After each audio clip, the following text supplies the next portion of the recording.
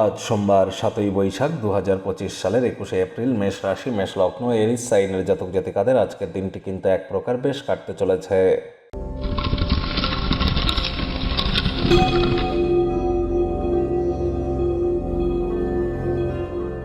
ভিডিওটির শুরুতে স্ক্রিনে আপনারা দেখতে পাচ্ছেন নবগ্রহ বীজমন্ত্র। পারলে 9টি গ্রহকেই শান্ত রাখবার জন্য এই নবগ্রহ বীজমন্ত্র প্রতিদিন 108 বার করে জপ করুন।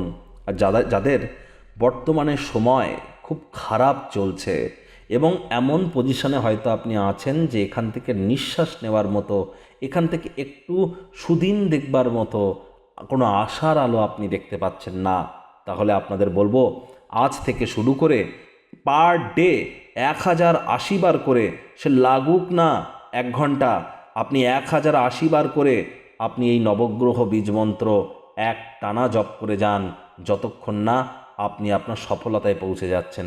দেখবেন, আমি কথা দিচ্ছি, মাত্র 60 দিনের মধ্যে আপনাদের জীবন সম্পূর্ণ আমূল পরিবর্তিত হবে। তার কারণ এই নবগ্রহ বীজমন্ত্র মনুষ্য জাতির লেখা নয়, এটি স্বয়ং ব্রহ্মদেবের মুখ নিঃসৃত এবং ভুলভাল উচ্চারণ করলেও কোনো নেগেটিভ ইম্প্যাক্ট দেয় না। একই সাথে 9টি গ্রহকে শান্ত রাখতে পারছেন, এর থেকে বেটার কিছু কি আর হতে পারে? কোনো রেমেডি, কোনো প্রতিকার করবার প্রয়োজন নেই, কোনো তাবিজ কবচ মাদুলি পাথর পরার প্রয়োজন নেই। শুধুমাত্র এই নবগ্রহ বীজমন্ত্র জপের মাধ্যমেই আমরা নিজেদের জীবনকে মহিমান্বিত করতে পারি। তাহলে আজ থেকেই শুরু করে দিন। ভাগ্য মিটার আজ আপনাদের বলছে 7.5 আউট অফ 10। ভাগ্য আপনাদের অনুকূলেই থাকবে, তবে সম্পর্কের ক্ষেত্রে আপনাদেরকে একটু সাবধানতা অবলম্বন করেই চলতে হবে।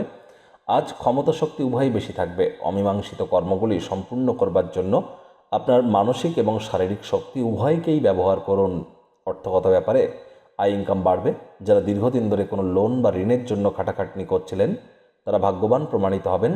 আয় ইনকাম বাড়তে চলেছে। নতুন উদ্যোগ, পরিকল্পনা, নির্মাণ কার্যের শুরুয়াত আজ করা যেতেই পারে। মনে ক্রিয়া করা নতুন টাকা পয়সা রোজগারের ধান্দাগুলির সুযোগও আপনারা গ্রহণ করতে পারেন।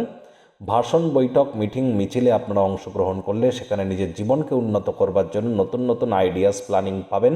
সেগুলি ডেলি লাইফে ইনপুট করতে পারলে লাভান্বিত হতে চলেছেন। চাকরিজীবী যারা আছেন, অফিসে বস কলিগদের সাথে ভাব ভালোবাসা বাড়বে। কর্মে গতি অনুভব করবেন। নিজের মেধা, দক্ষতা, ট্যালেন্টের দৌলতে প্রশংসার পাত্রপাত্রীও আপনারা হতেই পারেন।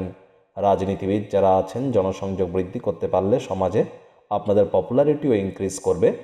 শিক্ষার্থী বিদ্যার্থীদের পড়াশোনায় মনোযোগ আরও বৃদ্ধি করতে হবে। উচ্চশিক্ষার জন্য যারা বিদেশ যাত্রার কথা ভাবছিলেন, ভাগ্যদেবী আজ আপনাদের পক্ষে নেই। সন্তান সন্ততি থেকে থাকলে তাদের এদিকে কঠোর সজাগ দৃষ্টি বজায় রাখুন। হাউসওয়াইফ যারা আছেন, দিনের শুরুটা তাড়াতাড়ি করুন। প্রেমিক প্রেমিকা, স্বামী স্ত্রী উভয়ের ক্ষেত্রেই বলবো রূঢ় বাক্যের প্রয়োগ, অশ্লীল ব্যবহার যেন করবেন না। তৃতীয় কোনো ব্যক্তিকে ভুলেও সম্পর্কের মধ্যে যেন প্রবেশ করতে দেবেন না। সম্পর্কের দুর্বলতা কিন্তু আরও বেড়ে যেতে পারে। শত্রুপক্ষ, বিরোধী পক্ষ আজ খুব একটি শক্তিশালী থাকছে না। পরিবার, পরিজন, নিকটস্থানীয় ব্যক্তিবর্গ, বন্ধু স্বজন কারোর উপরেই জোর করে নিজের মতামতকে জাহির করলেই কিন্তু ক্ষতি। ছোটোখাটো ব্যাপারে অন্যের বিষয়ে ভুল ত্রুটি ধরার স্বভাব থাকলে ত্যাগ করুন, তা না হলে সম্পর্কের অবনতি কিন্তু হতেই পারে।